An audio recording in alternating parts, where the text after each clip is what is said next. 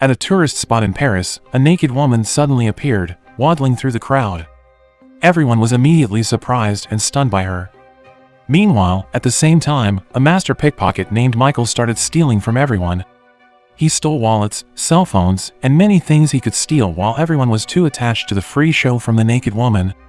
Turned out, the woman was none other than Michael's friend, whom he paid €300 to divert everyone's attention so he could steal their belongings. After that, Michael sold the stolen items to a fencer named Baba and got a reward of €900. Somewhere else, a man named Jean planted a bomb inside a doll and gave it to his girlfriend, Zoe. She was assigned to disguise and put the bomb in a building. Despite her doubt, Jean managed to convince her to do the task. After putting on a blonde wig, Zoe entered the building to plant the bomb, but when she was about to leave the bomb, a group of cleaning service staff showed up. She didn't have the heart to kill those people. She finally left the building and called Jean. She told him that there were people inside and she wanted to abort the mission, but the bomb has been set to explode soon. Zoe said that she would throw the bomb into the river, but Jean kept telling her to do as planned. She was too scared to do so and decided to hang up the call. Turned out, Jean was with two other men named Rafi and Christophe. Rafi is the leader of their group. At the same time, Michael was drinking across the street while looking around to find his next pickpocket target when suddenly, he saw Zoe holding a bag and taking off her wig. Michael thought the bag contained valuables and immediately took it when Zoe was off guard.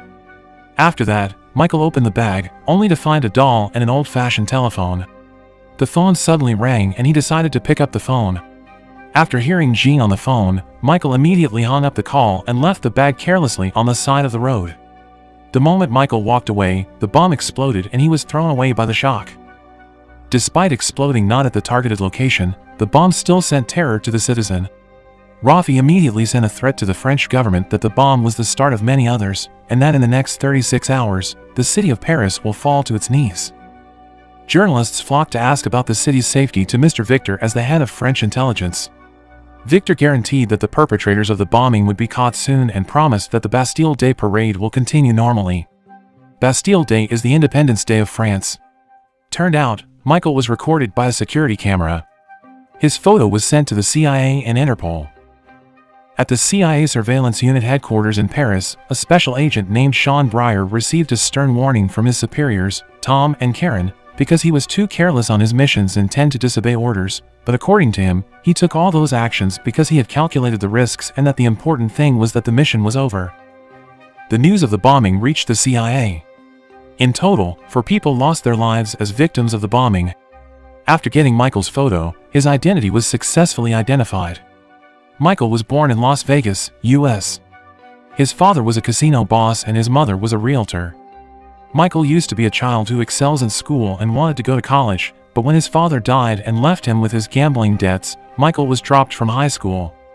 Since then, he often commits fraud in various countries to survive, until finally, he ended up in France.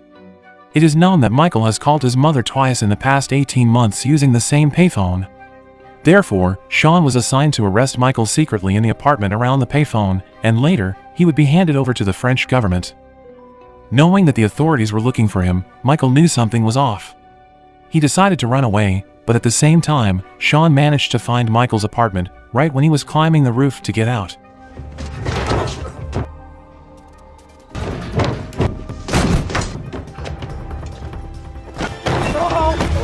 Sean tried to catch him, but Michael finally managed to run away.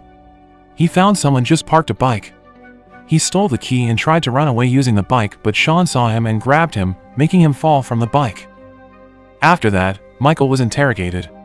Sean asked his motives to do the bombing and what organization he had been with all this time. Frightened, Michael said that he was the one who put the bag, but he only stole it from a woman who was wearing a blonde wig.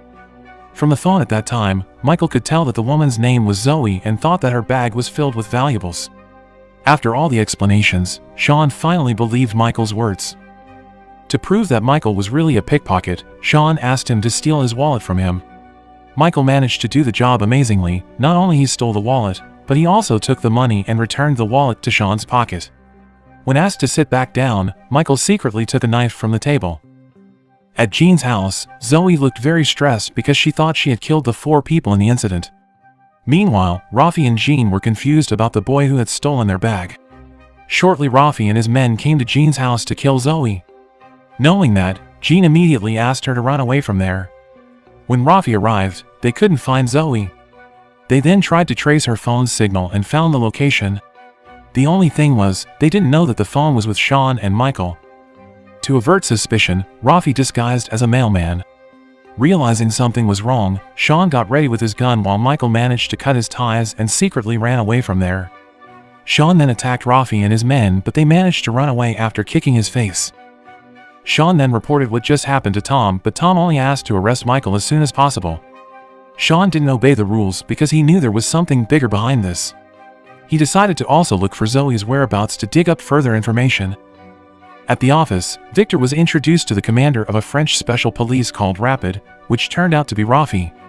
Suddenly, they received a report that there was a terrorist in the Arabian immigrant settlement. Rafi and all members of the Rapid police were assigned to check there.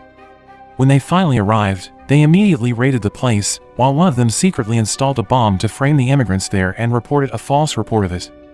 All immigrants were finally arrested and Michael remained the main fugitive. Elsewhere, Michael, who didn't know where to go, visited Baba to hide from the authorities. After hearing the explanation, Baba finally took him to his house on the top floor, but when Michael was not looking, Baba's family suddenly left. It turned out that Baba had been paid by the government to arrest Michael. His family was promised to get citizenship for his contribution. Knowing that, Michael panicked and tried to run away. All the doors were locked. Outside, Rafi and his Rapid team had arrived. Fortunately, Michael found a crack in the wall. He made a hole there and hid from them, waiting for the perfect time to run. After that, he ran outside, but without him knowing, a sniper was already standing by on the roof, waiting for him. Luckily, Sean came to save him before he was shot dead. Zoe managed to escape to her friend's base and asked them for shelter because she was in trouble. Later that afternoon, Sean and Michael came after getting information about where Zoe was. Zoe's friends were easily brought to their knees, but several others went outside and set fire to Sean's car. They also took Zoe and flee from there. Sean was forced to hijack the car from a passerby to catch them, but they were already gone. After that, Sean found out where one of Zoe's friends worked. He and Michael immediately went there. Since Zoe's friend knew him, he told Michael to get inside instead and get Zoe's friend's ID card. With his ability to pickpocket, Michael analyzed the situation quickly and made a pickpocketing scheme as neat as possible until finally, he got the ID card.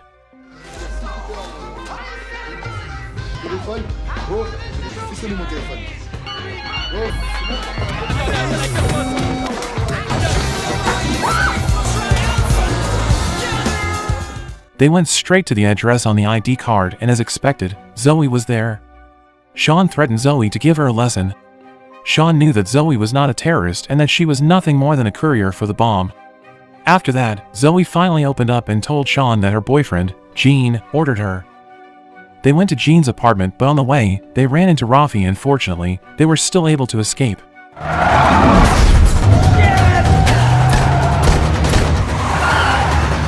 Zoe then told the chronology of when she was told to bring the bomb. The bomb was intended as a form of attack against fascism, but because there were people in that building, she decided to abort the mission. Beyond that, she didn't know anything. She never knew what were the motives behind the attack. Somewhere else, a massive anti-fascist demonstration took place due to an unprovoked attack on Arab immigrants in the mosque. Online demonstrations were also initiated by some random people to gather supporters to carry out the anti-fascism movement.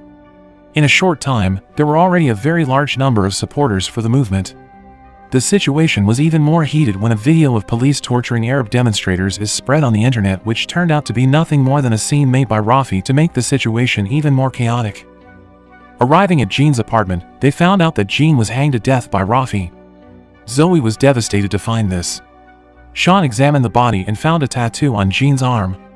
He also found out that Jean was a part of Rapid, moreover, was the captain. Sean finally realized that several people had been disguised as police, including Jean and Rafi. He immediately reported that to Tom. He also told Tom that Michael and Zoe were with him. He reported about the corrupt Rapid squad was the one who carried out the bombing and slandered Arab immigrants who were in the mosque.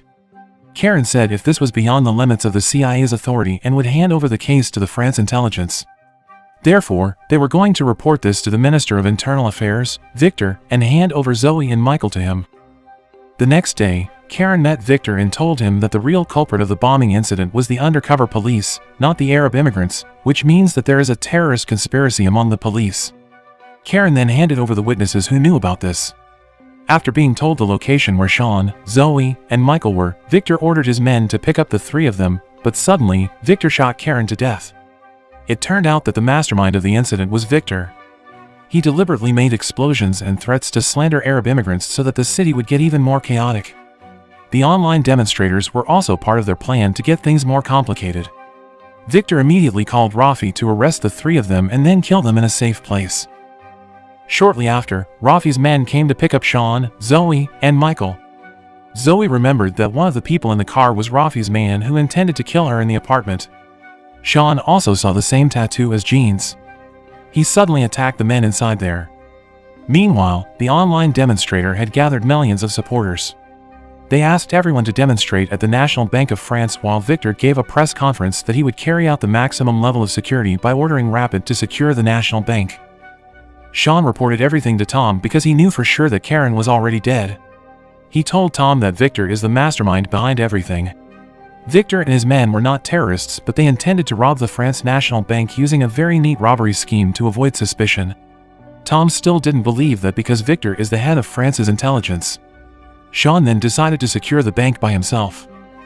Sean finally went alone to fight all the police inside the bank and asked both Michael and Zoe to wait. They tried to stop Sean because he was alone, but he had made up his mind. He went inside the bank disguised as one of the police and managed to bring down some of the police guarding the front door. He then picked up one of the weapons and went inside. Inside, the police had been given full control of the system. They then turned off all security alarms and cameras inside the bank. Rafi and Christoph went into the gold reserve room, but their goal was not the gold but the digital money worth 500 million euros that they transferred into a flash drive. The police finally found Sean's disguise. Rafi immediately asked all the police to surround and kill him. Zoe and Michael found out that Sean had been cornered and decided to help. They triggered the riot and managed to get inside the bank after charging towards the police's barricade right when Sean was cornered and was about to be shot. Sean went up to the top floor and pointed his gun at Rafi, who just finished transferring the money. Unfortunately, Rafi immediately took the flash drive and Sean was attacked with a flashbang.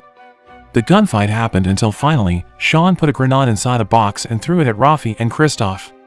After Rafi was locked inside another room, Sean immediately attacked Christoph and killed him. Only Rafi remained. Suddenly, Victor called to abort the mission, but Rafi said that it was too late since all the money was already transferred to the flash drive. Rafi threatened that if he was caught, he would drag Victor to prison with him. Meanwhile, Sean asked Michael to help him retrieve the flash drive from Rafi.